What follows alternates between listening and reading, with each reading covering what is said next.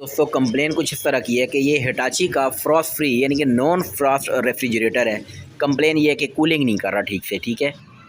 इसकी जो fan motor है वो भी बिल्कुल फ्री है और बाकायदा तौर पर चल भी रही थी जब मैंने आके विज़िट किया कंप्लेन को। अब इसके कवर वगैरह मैंने खोल कर देखा है तो दोस्तों ये आप देख सकते हैं पूरे एवापोरेटर के ऊपर आइस बनी हुई है, बर्फ़ जमी हुई है और यहाँ से जो आपका फ़ैन है यहीं से एयर को सक करता है, ठीक है।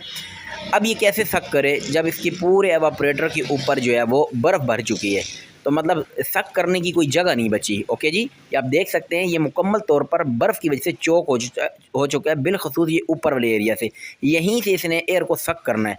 अब जब सक करने की जगह ही ख़त्म हो गई, ठीक है, तो यहीं से मतलब ये डक के ज़रिए एयर नीचे भी जाती है ठंडी। ओके, तो क्या है कि जब सक ही नहीं करेगा तो ना ऊपर कूलिंग होगी ना ही नीचे वाले पोर्शन यानी कि रेफ्रिजरेटर पोर्शन में भी कूलिंग जाना नामुमकिन है, ठीक है। अब अगर कोई ये सवाल करे कि क्या इसके ऊपर आइस आनी नहीं चाहिए, तो जवाब ये है कि आइस आनी चाहिए लेकिन एक मखसूस हद तक, ठीक है। ये बेइंतहा आइस नहीं आनी चाहिए, ये यही वजह इसकी कूलिंग ना होने की ये वजह बन गई। ये आइस आना ही कूलिंग ना होने की वजह बन गई है, ठीक है। आइस आनी चाहिए लेकिन एक मखसूस लिमिटेड, ठीक है जी। तो आप देख सकते हैं कि अब यहाँ पे इसकी जो मतलब एसेसरीज़ हैं जिनको मैं चेक करना चाह रहा हूँ तो वो भी बर्फ़ के अंदर जो है वो दब चुकी है, ठीक है। हत्ता कि उनको मैं चेक भी नहीं कर पाऊँगा, ठीक है। तो इसलिए मैंने इस आइस को पहले डिफ्रॉस्ट किया है और वो कैसे किया है, पानी गर्म करवाया है, ठीक है, और एक प्याली की मदद से ऊपर अप्लाई करता रहूँ और सारी ये मेल्ट हो गई है। अब मैं बआसानी चेक कर सकता हूँ यहाँ पे लगे हुए फ्यूज़ को, ठीक है, और ये इसका दोस्तों कॉइल के साथ फ्यूज़ लगा है और इसकी ये वायर्स हैं जो ऊपर जा रही हैं। ओके, ये इसके दो क्लिप्स हैं यानी कि जैक्स हैं। अब इन क्लिप्स को मैं अलहदा करूँगा ताकि मैं इसकी कंटिन्यूटी को चेक कर सकूं और यहाँ से मैंने बाईमेटल भी जो है वो उतार ली है। ओके जी, वो भी अभी आपको मैं फ़र्दर दिखाता हूँ कि उसको क्या तरीक़ाकार है चेक करने का। ये इसके दोनों वायर्स मेरे सामने आ चुकी हैं। अब अपने क्ले मीटर के ऊपर कंटिन्यूटी का ऑप्शन सिलेक्ट करते हुए अब इसको मैं चेक कर लूँगा कि आया कि ये डेड हो चुका है यानी कि फ्यूज़ इसका ख़राब हो चुका है या ठीक है। तो आप देख सकते हैं कि ये कंटिन्यूटी शो कर रहा है, दैट्स मीन कि ये ओके है, ये ख़राब नहीं हुआ, ठीक है। पहला स्टेप तो हमने ये चेक करना है। जब आपके एवापोरेटर के ऊपर आइस आ जाए तो उसकी वजूहात क्या क्या हो सकती हैं, मैं स्टेप बाई स्टेप इस वीडियो को आपको दिखा रहा हूँ। तो फ्यूज़ हमारा ओके है। अब दोस्तों अगला स्टेप है कि मैं चेक करवाऊँगा आपको बायोमेटल। ओके, तो बायोमेटल को चेक करने का तरीका ये होता है कि दोस्तों ये ठंडक की हालत में जब यानी कि ये ठंडी होती है तो अपनी कंटिन्यूटी शो करती है और जब ये नॉर्मल हालत में होती है यानी कि जब मतलब नॉर्मल टेम्परेचर के ऊपर तो ये कंटिन्यूटी शो नहीं करती। ओके, ये इसको चेक करने का तरीका है।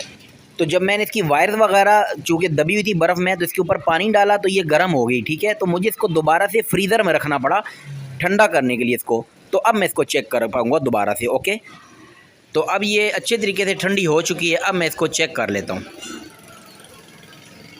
सेम वही प्रोसीजर किया, क्ले मीटर को कंटिन्यूटी के ऊपर सिलेक्ट किया और जैसे फ्यूज़ को चेक किया बिल्कुल इसी तरह इसको भी चेक किया। तो आप देख सकते हैं ये बजर भी बजा रही है और कंटिन्यूटी भी शो कर रही है। इस वक्त ये ठंडी हालत में है तो इसलिए शो कर रही है, नॉर्मल हालत में ये कंटिन्यूटी शो नहीं करेगी। इसको चेक करने के लिए आपको ठंडा करना पड़ेगा।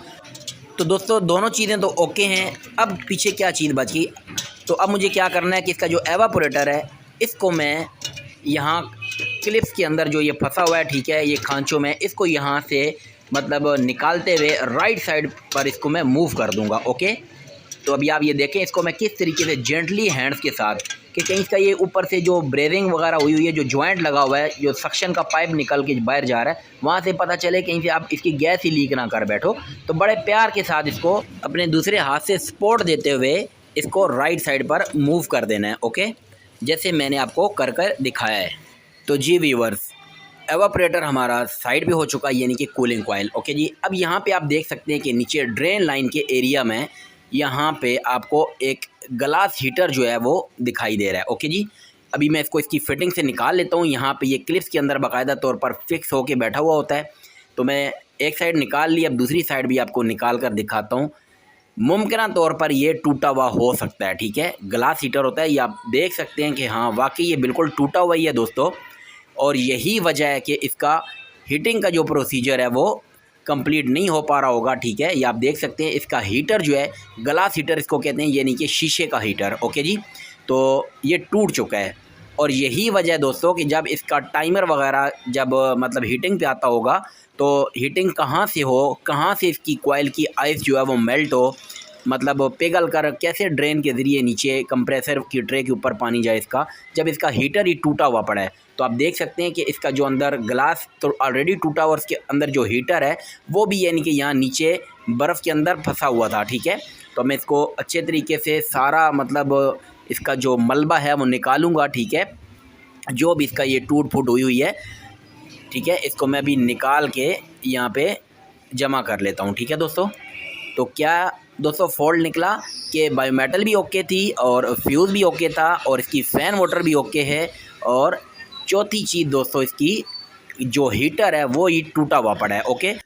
तो जी दोस्तों, अब इस कंप्लेन से छुटकारा पाने के लिए मुझे ग्लास हीटर को रिप्लेस करना पड़ेगा, नया लगाना पड़ेगा, और इसके बाद इंशाल्लाह ये कंप्लेन फिक्स हो जाएगी। और अगर आपने ग्लास हीटर को रिप्लेस करने की वीडियो भी देखनी है तो मुझे कमेंट सेक्शन में कमेंट करके बताइएगा, इंशाल्लाह बहुत जल्द ग्लास हीटर को रिप्लेस करने की वीडियो भी अपलोड कर दूँगा। तो ये थी दोस्तों हमारी आज की वीडियो। उम्मीद करता हूँ वीडियो पसंद आई होगी। वीडियो अच्छी लगी है तो इसको लाइक कीजिएगा, अपने फ्रेंड्स के साथ शेयर कीजिएगा, एक प्यारा सा कमेंट भी कीजिएगा, और